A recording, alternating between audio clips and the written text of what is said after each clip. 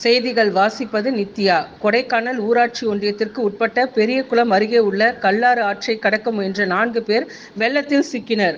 பெரியகுளம் தீயணைப்புத்துறை நிலைய அலுவலர் பழனி தலைமையிலான 8 பேர் கொண்ட மீட்பு குழு சுமார் 2 மணி நேரம் போராட்டத்திற்கு பின்பு தீயணைப்பு வீரர்கள் விரைந்தனர்.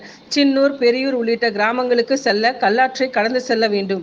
பெரியகுளத்துக்கு சென்று அத்தியாவசிய பொருட்களை வாங்கிக் கொண்டு திரும்பிய போது 4 பேரும் ஆற்றில் சிக்கினர்.